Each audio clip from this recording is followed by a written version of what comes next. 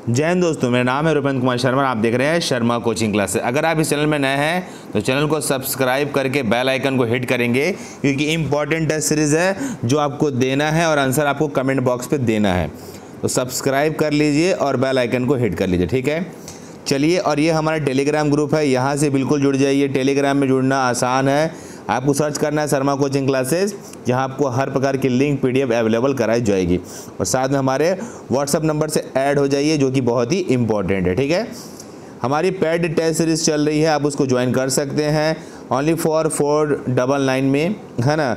बिल्कुल 500 रुपये में पेपर 1 ज्वाइन कर सकते हैं और 500 रुपये में पेपर 999 रुपये में पेपर 2 ज्वाइन कर सकते हैं। अगर जिसको SCF रेंजर का टेस्ट सीरीज ज्वाइन करना है तो हमसे आप संपर्क कर सकते हैं दिए गए नंबर पे कॉल करके। चलिए शुरू करते हैं आज का टेस्ट सीरीज।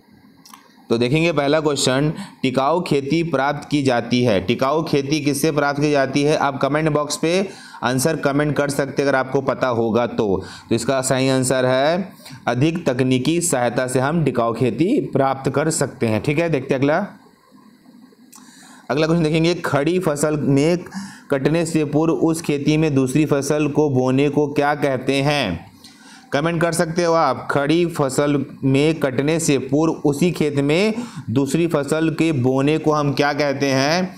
तो सही आंसर है रिले क्रॉपिंग कहा जाता है। क्या कहते हैं? रिले क्रॉपिंग कहते हैं। बहुत ही अच्छा क्वेश्चन है, आपके दिमाग में ये क्वेश्चन सेट हो जाना चाहिए। रिले क्रॉपिंग, एक फसल लगी हुई है और दूसरी फसल को वहाँ लगाना रिले क्रॉपिंग का एग्जाम्पल होता है, आप ध्यान रखेंगे। देखेंगे अगला क्वेश्चन। देखेंगे अगला क्वेश्चन, 93 नंबर निम्नलिखित में से कौन सा वृद्धि कारक खेती का उदाहरण है? वृद्धि कारक खेती का कौन सा उदाहरण है? आप कमेंट बॉक्स में कमेंट कर सकते हो आंसर। अगर आप जानते हो तो कमेंट बॉक्स में आप कमेंट कर सकते हो। उसका सही आंसर हम दे देंगे बरसीम के साथ सरसों। बरसीम के साथ सरसों, ठीक है। बहुत ही अच्छा क्वेश्चन है। अगला देखेंगे, शास्यावर्तन की परिभाषा क्या है? बिल्कुल, शास्यावर्तन की परिभाषा क्या है? तो आप कमेंट में इसका आंसर दे सकते हो अगर आप जानते हो तो, ठीक है। टेस्ट सीरीज है, आप कमेंट में इसका आंसर दे सकते हो। उसका आंसर है एक ही भूमि पर विभिन्न प्रकार के शस्यों का अनुक्रमण में उगाने की पद्धति, ठीक है। याद रखिए एग्रीकल्चर का टॉपिक है, तो इंपॉर्टेंट क्वेश्चन की सीरीज में आप लोग लेके आया हूँ, तो वीडियो को लाइक जरूर करिए, ठीक है। देखते हैं आगे हम। अगला क्वेश्चन देखिए, शस्य क्रम की परिभाषा क्या होती है? तो शस्य क्रम की परिभाषा के बारे में अगर आपको आंसर पता है तो आप कमेंट बॉक्स पे कमेंट करके इसका जवाब दे सकते हैं, वरना इसका सही जवाब है विभिन्न शस्यों को पुनर्वृत्ति अनुक्रम में उगाना। अगर इसका आप थ्योरी किए हो तभी आप ये शस्यों का मतलब समझ पाएंगे, ठीक है। याद रखिए इंपॉर्टेंट सेशन है। अगर देखेंगे कि फॉर्म की फसल की पैदावार की गणना करने के लिए उसकी तुलना स्थानीय फसलों की औसत उपज से की जाती है। अच्छा क्वेश्चन है ये, तो फसल के पैदावार सूचकांक से, ठीक है। याद रखिए जो थ्योरी कर लिया है उसी को टेस्ट सीरीज समझ आएगा।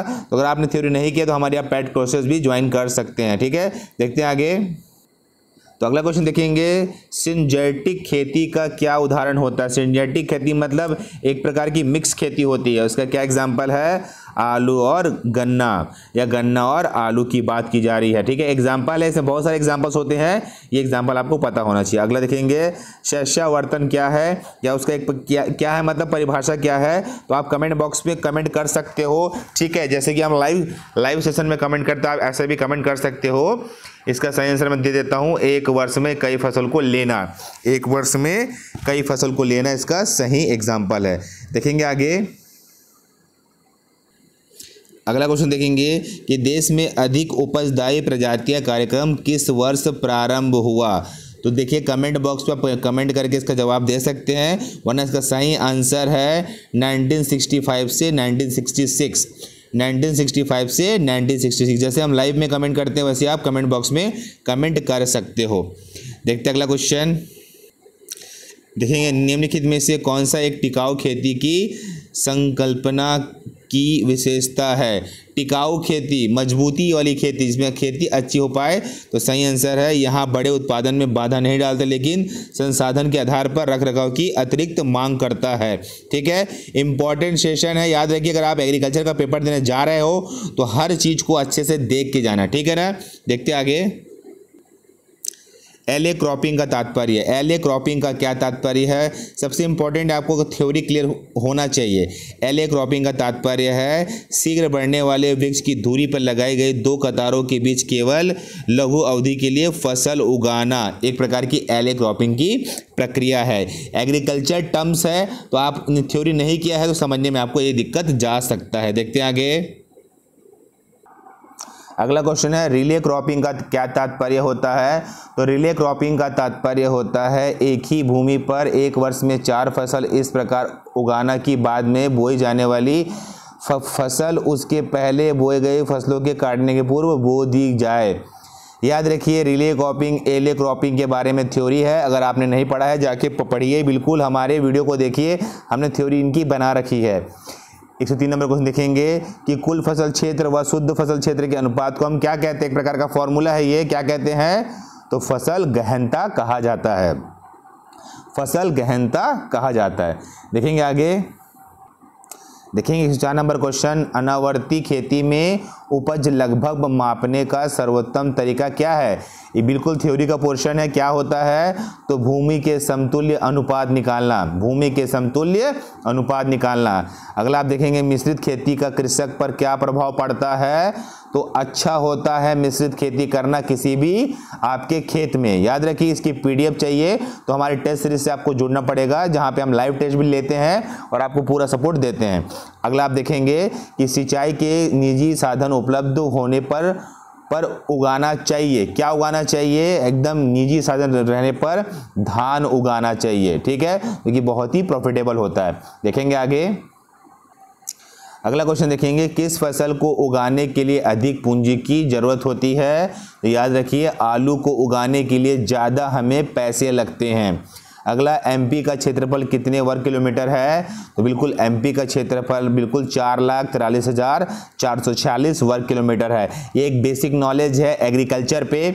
अगर आपने एग्रीकल्चर का थ्योरी कर लिया है तो आपको खुद सब कुछ समझ आएगा, अगर आपने नहीं किया है तो टेस्ट समझने में थोड़ी सी दिक्कत आपको जा सकती है।